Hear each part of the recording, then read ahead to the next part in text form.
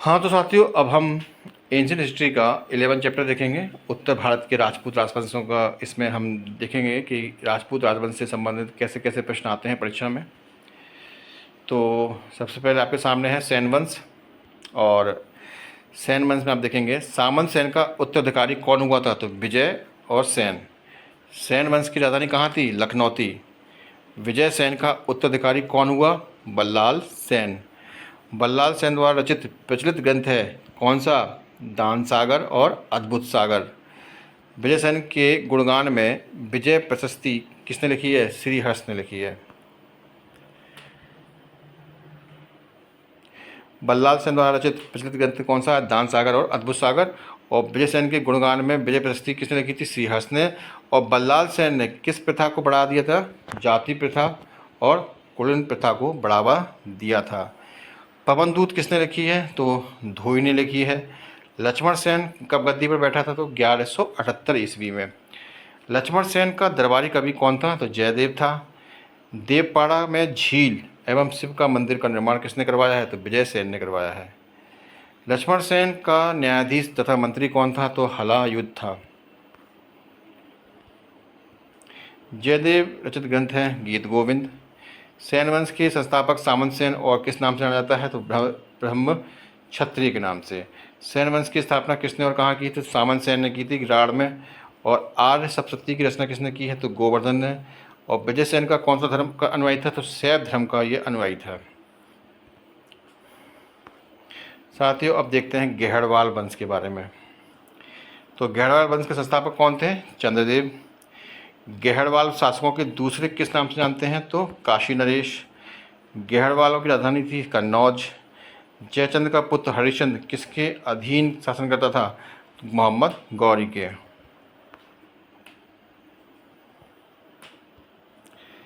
चंद्रदेव ने मुस्लिमों से कौन सा कर वसूल किया था, तो तुरुस्क दंड नामक कर। गेहड़वाल वंश का महानतम शासक कौन था, तो गोविंद चंद्र। गोविंद चंद्र का मंत्री कौन था, लक्ष्मीधर। लक्ष्मीधर ने कौन से ग्रंथ की रचना की है, तो कृत्य कल्पतरु ग्रंथ की रचना की है। जयचंद्र गद्दी पर कब बैठा था, 1170 ईस्वी में। नैसत चरित व खंडन खांड खाद की रचिता श्रीहर्ष किस शासक के राजकवि थे, तो जयचंद्र के थे। किस युद्ध में जयचंद्र को पराजित कर हत्या कर दी गई थी, तो चंदावर के युद्ध में कर दी गई थी।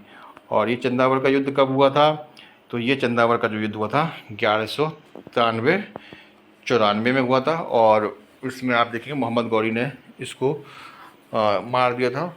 और इससे पहले पृथ्वीराज चौहान को तराइन के युद्ध में मारा था 1192 में। चंदावर के युद्ध किसके साथ हुआ था, तो जयचंद और मोहम्मद गौरी के बीच में हुआ था। श्रीहर्ष ने कौन से ग्रंथ की रचना की है, तो नैसत चरित की रचना की है।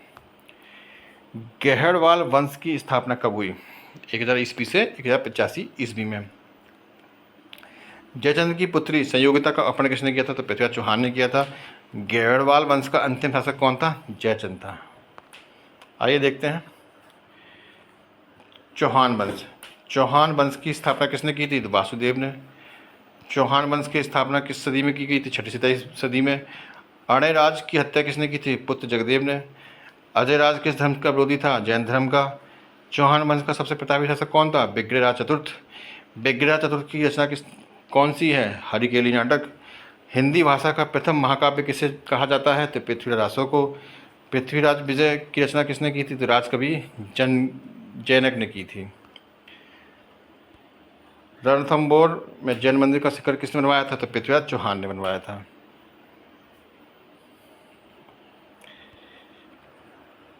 बिग्रहराज चतुर्थ का दरबारी कवि कौन था, सोमदेव। सोमदेव ने कौन से ग्रंथ की रचना की है, तो ललित विग्रह की। चौहान वंश का अंतिम शासक कौन था, पृथ्वीराज तृतीय। तराइन का प्रथम युद्ध कब हुआ, 1191 में। तराइन का प्रथम युद्ध किसके बीच हुआ, पृथ्वीराज तृतीय और मोहम्मद गौरी के बीच में। तराइन के प्रथम युद्ध में किसकी हार हुई, मोहम्मद गौरी की। तराइन के द्वितीय युद्ध कब हुआ, 1192 में। तराइन के द्वितीय युद्ध में किसकी हार हुई, पृथ्वीराज चौहान की। पृथ्वीराज चौहान का दरबारी कवि का नाम चंद्रवरदाई। चंद्रबाई ने किस ग्रंथ की रचना की है, पृथ्वीराज रासो की रचना की है। प्राचीन भारत का प्रथम हिंदी कवि किसे कहते हैं, चंद्रवरदाई को। वासुदेव ने अपनी राजधानी कहाँ स्थापित की थी, तो भक्तपति राज प्रथम। ठीक है, वासुदेव ने अपनी राजधानी कहाँ स्थापित की थी, तो वाकपति राज प्रथम ने स्थापित की थी ये थोड़ा प्रश्न गलत हो रहा है।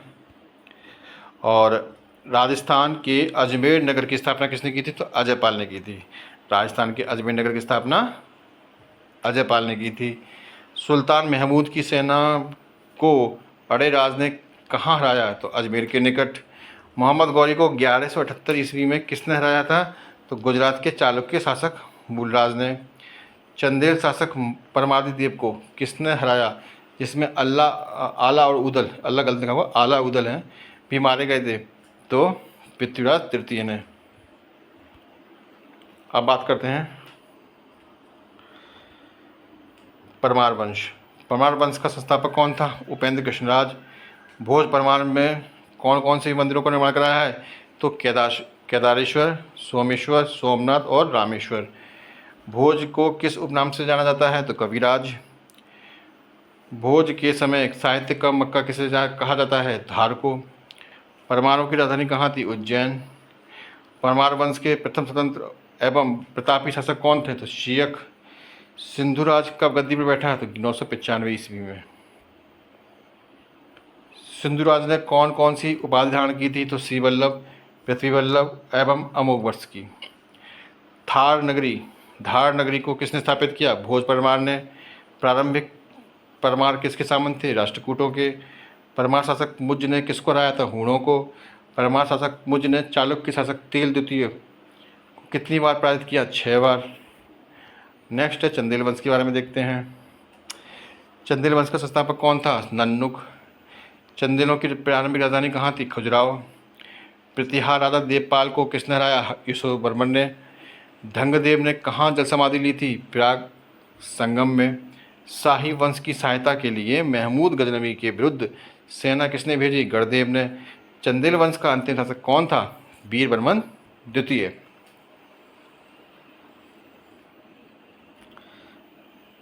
धंगदेव द्वारा निर्मित मंदिर कौन कौन से हैं? तो विश्वनाथ, वैद्यनाथ, जिननाथ। चंदेल शासकों द्वारा बनवाए गए मंदिर कहाँ हैं? खजुराहो में। खजुराहो के प्रसिद्ध चतुर्भुज मंदिर का निर्माण किसने कराया? यशोवर्मन ने। चंदेल वंश का सबसे प्रसिद्ध राजा कौन हुआ? धंगदेव। यशोवर्मन ने अपनी राजधानी कहाँ बनाई? महोबा में। आइए अब देखते हैं सोलंकी वंश के बारे में। सोलंकी वंश के बारे में, इसे चालुक्य वंश भी कहते हैं।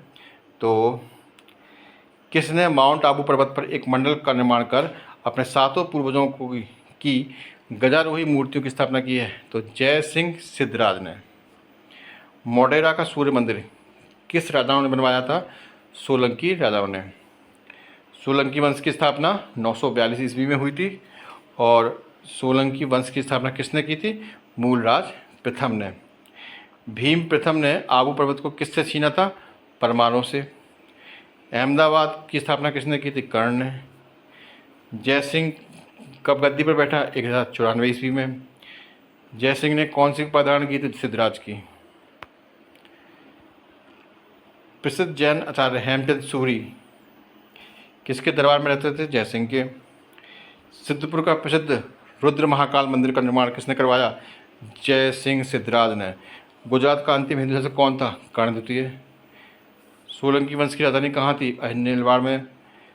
मूलराज प्रथम किस धर्म को मानता था? शैव धर्म को।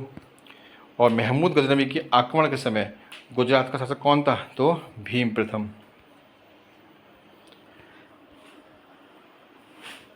वस्तुपाल एवं तेजपाल किसके मंत्री थे? भीम द्वितीय के। माउंट आबू पर बिमल का जैन मंदिर किसने बनवाया था? तो बिमल शाह, वस्तुपाल और तेजपाल ने। चालुक्य शासक कुमारपाल को जैन धर्म के प्रभाव में कौन लाया? तो हेमचंद सूरी। सभी चालुक्य शासक किसके उपासक थे? शिव के। 1178 ईस्वी में आबू पर्वत के निकट मोहम्मद गौरी को किसने हराया था? तो मूलराज द्वितीय ने। अब देखते हैं चैदी वंश या कलचुरी वंश के बारे में। तो कलचुरी वंश की स्थापना कब हुई थी? 845 में। कलचुरी वंश के संस्थापक कोक्कल प्रथम थे। विक्रमादित्य की उपाधि किसने धारण की थी? तो गंगईदेव ने। कलचुरी वंश के महानतम शासक कौन थे? तो गंगईदेव। किस शासक ने कलिंजर के अजय दुर्ग का निर्माण करवाया था? तो धंगदेव ने। आप देखेंगे कि बांदा के पास में देखने को मिलेगा ये आपको कलिंजर का दुर्ग, तो धंगदेव ने बनवाया था। कलचुरी वंश को अन्य किस नाम से जानते हैं? तो हे नाम से जानते हैं। कलचुरी में चैंदी राजाओं को किस रूप में जाना जाता है? तो डाहल मंडल के राजा के रूप में। कलचुरी वंश के शासक कौन थे? विजय सिंह। चंदेल राजा त्रिलोक के ब्राह्मण ने कलचुरियों को पराजित कर किस पर अधिकार कर लिया था? तो डाहल मंडल पर। कलिंगाधिपति की उपाधि किसने धारण की थी? तो कर्णदेव ने। अब आइए बात करते हैं तोमर वंश की। ठीक है, तो तोमर की राजधानी कहाँ थी? दिल्ली का, यानी कि दिल्ली। तोमर वंश का सामंती जमींदार कौन था? राजा जोला। तोमर किस धर्म के अनुयायी थे? वैष्णव धर्म के। तोमर वंश के संस्थापक कौन थे? अनंगपाल तोमर। तोमर वंश की स्थापना कब की गई थी? 736 ईस्वी में। और दिल्ली की स्थापना किसने की थी? तो अनंगपाल तोमर ने। ये प्रमुख चीज़ें हैं जो आपको जानकारी इसकी होनी चाहिए। और बात करते हैं सिसोदिया वंश की। तो सिसोदिया वंश का शासन कहाँ था? तो मेवाड़ में। सिसोदिया वंश की राजधानी चित्तौड़ में थी। महाराणा प्रताप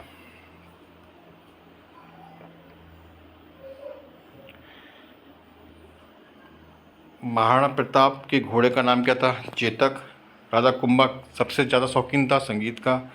खतौली का युद्ध किसके बीच हुआ था? राणा सांगा और इब्राहिम लोदी के बीच 1518 ईस्वी में। और सिसोदिया वंश का सबसे प्रतापी शासक कौन था? महाराणा प्रताप। विजय स्तंभ का निर्माण किसने कराया था? राणा कुंभा ने। विजय स्तंभ कहाँ स्थित है? चित्तौड़गढ़ में।